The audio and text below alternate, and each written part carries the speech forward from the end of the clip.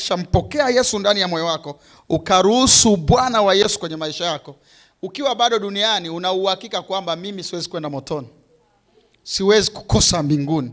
Sio mpaka siku ile wasome majira, sijui litakuwemo kama tulivyokuwa tunasoma wakati tukiwa shule za msingi na wapi kule ambako wanasoma matokeo wa kwanza hadi wa mwisho. Unasikia wa kwanza ni fulani. Yaani hata kama wewe ndo wa kwanza au una akili unakuwa una uhakika. Sio kakuta kuna mtu ananizidi marks kwa sababu unakuwa hujui marks za huyu ara za huyu. Sasa kwenye issue ya mbinguni, kama una uhakika sasa hivi ni kwamba pia siku ile haupo. Kwa mfano hapo ukiuliza watu wengi ukasema una uhakika Yesu akirudi sasa hivi unakwenda, unasikia anajua yeye. Hiyo ni siri yake. Sisi hatujui, hakuna mkamilifu. Ukishasikia mtu anaongea hivi hayumo. Wokovu sio kamari. Sio kamari. Kitabu cha Luka sura ya 23, maandiko yanasema hivi, na waarifu wawili walisulubiwa pamoja naye.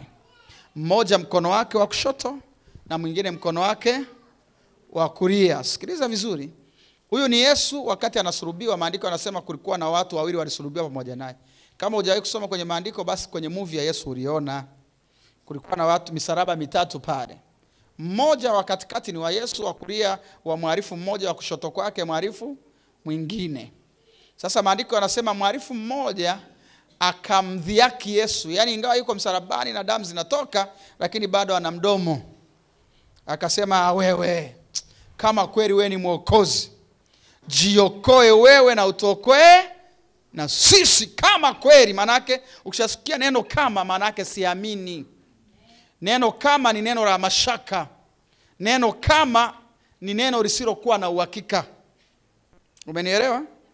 Yule mwizi wa pili mwenzake akamkemea huyu aliyesema kama. Akasema we umuogopi hata Mungu? Mimi na wewe tumetenda matendo maovu yanayostahili hukumu hii tuliyopewa. Lakini huyu Yesu asiyeijua dhambi, anayetakasa na kubadilisha watenda dhambi, anayegeuza watu waovu kuwa wema, amefanya jambo gani linalostahili adhabu hii tunayopewa sisi? Alafu akamgeukia Yesu akamwambia, Yesu, utakapoingia kwenye ufalme wako unikumbuke. Unanisikia? Yesu hakusema ukiimba kwaya vizuri utaingia mbinguni. Yesu akimwambia ukiwa na bahasha ya zaka kanisani kwenu utaingia mbinguni. Yesu akamwambia kama utakuwa shemasi ukafuta viti sana utaingia mbinguni. Yesu akamwambia ukihudhuria ibada kama 20 hivi utaingia mbinguni. Kwa sababu hayo yote ni mazuri na ni ya muhimu kama uko hai, lakini sio tiketi ya kwenda. Yesu alimwambia sekunde ile, akamwambia leo hii tutakuwa wote peponi. Sema leo hii. Sababu kubwa iliyompa huyu nafasi peponi ni nini? Cha kwanza aliamini Yesu ni mfalme. Ndio maana alisema utakapoingia kwenye ufalme wako unikumbuke. Manake hakuna mtu mwenye ufalme kama sio mfalme. Aliamini Yesu ni mfalme. Na ufalme wake hauzuiriki na kifo. Ufalme wake hauzuiriki na mauti. Ufalme wake hauzuiriki na chochote kinachozuia watu wengine. Kwa hiyo akasema una ufalme, utakapoingia kwenye ufalme ufanye nini? Lakini cha pili, kwa nini alipata uzima? Aliamini kifo akina nguvu juu ya Yesu. Kwa nini? Kwa sababu kama ni kufa wako msalabani damu zinatoka wote watakufa. Lakini cha ajabu anasema utakapoingia kwenye ufalme wako unikumbuke. Maana anaamini Yesu afi. Yesu aishi msalabani. Hiyo ni imani kubwa. Ndio maana wokovu ni kwa njia ya imani. Lazima uwe na imani isiyofanana na uhalisia ili uweze kuokolewa. Lazima uamini jina lako limeandikwa mbinguni unapofanya sala ya toba ingawa hujawahi kufika na ukakagua kitabu. Huyu mtu aliamini Yesu ni mfalme, aliamini Yesu ana ufalme, na aliamini Yesu aishi msalabani. Lakini cha tatu, aliamini Yesu ana uwezo wa kuamua nani aingie na nani asiingie. Ndio maana alisema utakapoingia kwenye ufalme wako unikumbuke. Kwa hiyo alijua aliyeshikilia ufunguo wa nani anaingia kwenye ufalme usioharibika, anaingia kwenye uzima wa milele. Ufunguo ameushikilia nani? Kwa hiyo jamaa alikamata siri. Ndio maana niwape siri, unaweza ukawa kanisani, umeshika dini, umeshika dhehebu, umekuwa mfuasi hatari wa kanisa lako. Mtu akigusa kanisa lako unaweza karusha ngumi, lakini ndani yako mjui Yesu. Alafu akawepo mtu mmoja ni mzinzi, ni mwizi, hajawahi kanyaga kanisani, ni kahaba, lakini ndani yake anajua njia ni Yesu. Siku moja akipata ugonjwa na akaambiwa uwezi kupona, hii kansa uponi, anaweza akasema, Yesu, mimi ni mwenye dhambi, nimekuwa nikikukosea, sio kwamba sijui, ninakosea na ninajua ukweli. Mama yangu ameokoka na tufundisha njia za Mungu, lakini hatumtii. Ndugu zangu wameokoka na ukweli na ujua. Huenda niliwahi kuokoka nikaacha, lakini Yesu, nikiwa katika hizi dakika za mwisho, mimi ni mwenye dhambi, nakubali siwezi kujiokoa, wewe ni mwokozi, naomba unisamehe, na ninaomba Yesu unipe nafasi kwenye ufalme wako.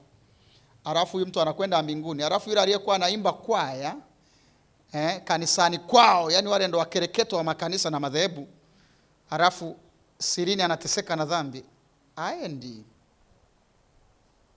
Ndio maana Yesu akasema wa kwanza watakuwa wa mwisho, na wa mwisho msio wadhania watakuwa wa kwanza. Hapa kuna mtu anaweza kana nisikia redioni na asiokoke leo, lakini neno la Mungu limemuingia.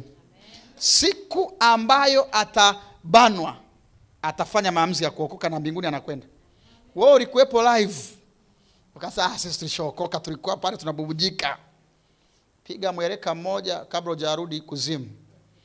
Mtu wa kwenye redio ambaye hajawahi kanyaga kanisani, anaitwa nani huyo? Maimuna au Zuena au Zainabu. Anaelewa ninachokiongea muda huu, na anafanya maamuzi, anasema Yesu, nimesikia mahubiri mno, sikuwahi kuamua, leo nimeamua, ninaomba unisamehe dhambi zangu, naomba uniokoe kutoka katika hukumu ya Mungu itishayo, unipe uzima wa milele, na anaokolewa. Alafu wewe umekaa kanisani miaka yote unasindikiza na unakosa.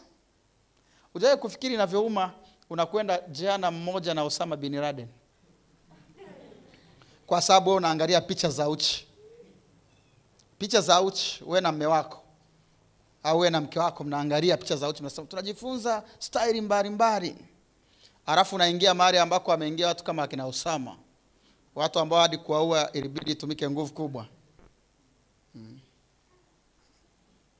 Wewe unaingia umo kwa sababu ya masturbation. Dhambi ni dhambi, hakuna kubwa, na ndo maana tunahitaji atakayetupatanisha na Mungu. Anaitwa nani? Yesu. Kitabu cha Timotheo wa kwanza sura ya 2 mstari wa 5. Huwezi kujipatanisha na Mungu una vigezo. Siwezi kujipatanisha na Mungu sina vigezo. Anayeweza kutupatanisha na Mungu ni nani? Ni Yesu tu. Mungu ana wapatanishi wengi, ana mpatanishi mmoja. Anaitwa nani? Yesu. Mungu hana wapatanishi wengi. Mungu ana mpatanishi mmoja kati yake na wanadamu. Huyo tu. Madhehebu ni mengi, viongozi wa dini na madhehebu ni wengi, lakini mpatanishi ni mmoja. Naye ni nani? Yesu. Maandiko hayajasema wako wapatanishi, inasema yuko mpatanishi mmoja tu. Naye ni nani?